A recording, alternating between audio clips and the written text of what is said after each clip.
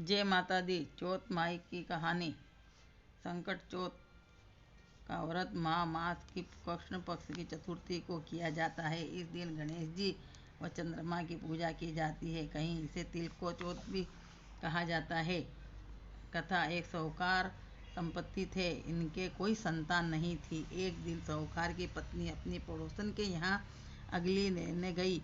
वहाँ उसे देखा कि पड़ोसन एवं कुछ अन्य महिलाएं पूजन कर रही तथा सुन रही है। यह देखकर उसने पूछा, आप सब किसकी पूजा एवं व्रत कर रही हो? इस व्रत से करने से क्या फल मिलता है? पड़ोसन ने साहूकार की पत्नी को बताया कि यह चतुर्थी की पूजा है।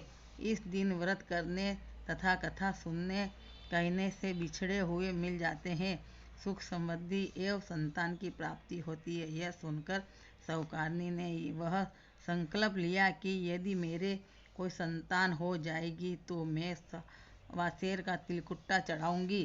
संकट चौथ माता ने उसकी मनोकामना पूर्ण की और 9 माह पश्चात उसे पुत्र रत्न की प्राप्ति हुई, परंतु वह तिलकुट्टा चढ़ाना भूल गई। इसके बाद उसने 6 बेटे हुए, फिर भी उसने तिलकुट्टा चढ़ाना की याद नहीं आई। 7 बेटे बड़े होने लगे। उसने बेटे के विवाह के लिए फिर से मन्नत मांगते हुए कहा, यदि मेरे बेटे का विवाह हो जाए तो 1.25 मन का तिलकुट्टा चढ़ाऊंगी। विवाह की सभी तैयारियां होने लगी, फिर भी साहूकारनी ने तिलकुट्टा चढ़ाना भूल गई।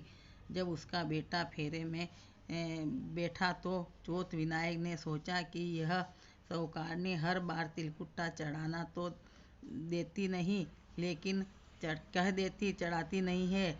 इस बार अब तो इसके बेटे का विवाह भी संपन्न होने जा रहा है। अगर हम इसे चमत्कार नहीं दिखाएंगे तो कोई मानेगा नहीं। इतना कह चौथ माता ने दूल्हे को फेरे में से उठाकर गांव के बाहर पीपल के वृक्ष पर बैठा दिया। दूल्हे ने अचानक इस प्रकार फेरे में से गायब हो जाने से उपस्थित लोगों ने हाहाकार मच गया। सभी तरफ दूल्हे को ढूंढने लगे, लेकिन वहां कहीं नहीं मिला। उस दिन कई दिन बीत गए। जब गणगौर पूजने के दिन गांव के बाहर से कुछ दूब लेने जाती तो वह लड़की भी उसके साथ जाती। उसका पति फेरों में से गायब हो गया। सब सहेलियां जब राह के एक पीपल के संपत से गुजरती तो पीपल पर बैठा दूल्हा उसे देखकर कहता, हमारी अदब्याही आई। यह आवाज़ सुनकर वह लड़की चिंतित होती। इसी चिंता से वह दुबली होती जा रही थी। तब माँ ने दुबली होने का कारण पूछा तो बेटी ने बताया कि मैं जब भी गणगौर पूजने के लिए दूब लेने जाती हूँ तो पीपल में से एक आदमी बोलता है, अदब्याही हुई आई। उसने दूल्हे के कपड़े पहन रखे हैं तथा हाथों में मेहंदी लगा रखी है, सिर पर सेहरा बांध रखा है। बेटी की बात सुनकर माँ उसे वृक्ष को देखने आई।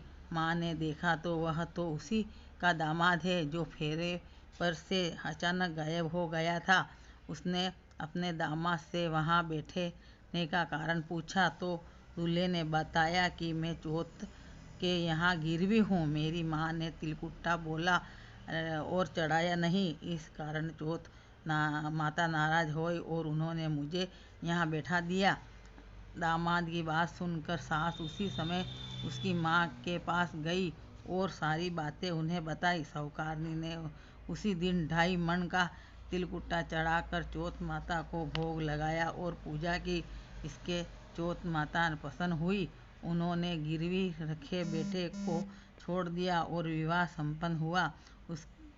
इसके पश्चात साहूकारनी ने हर चौथ का व्रत करने लगी।